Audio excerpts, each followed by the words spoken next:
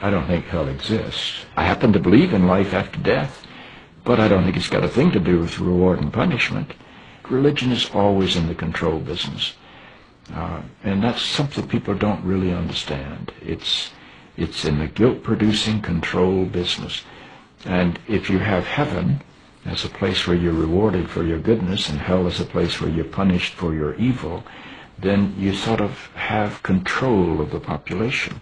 And so they create this fiery place, which has quite literally scared the hell out of a lot of people throughout Christian history. Mm-hmm. And it's part of a control tactic. But wait a minute, you're saying that hell, the idea of a place under the earth or somewhere where you're tormented for an eternity, is actually an invention of the church? I think the church fired its furnaces hotter than anybody else.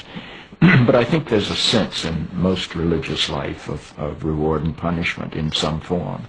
The church doesn't like for people to grow up, because you can't control grown-ups. That's why we talk about being born again. When you're born again, you're still a child. The people don't need to be born again. They need to grow up. They need to accept their responsibility for themselves and the world. What do you make of the theology, which is quite prominent these days in America, which is that there is one guaranteed way not to go to hell, and that is to accept Jesus as your personal Savior? Yeah, I grew up in that tradition. Every church I know claims that we are the true church, and they have some ultimate authority. We have the infallible Pope, we have the inerrant Bible. The idea that the truth of God can be bound in any human system, by any human creed, by any human book, is almost beyond imagination for me.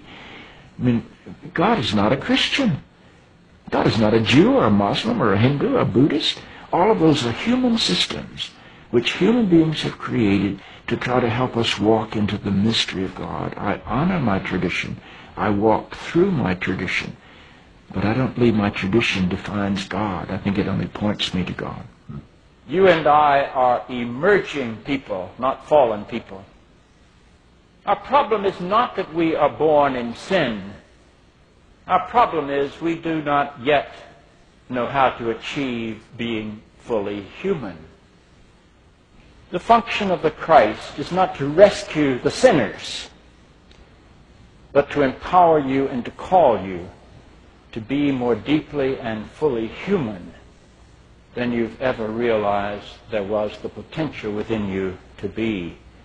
Maybe salvation needs to be conveyed in terms of enhancing your humanity rather than rescuing you from it. Life is a startling and wondrous experience.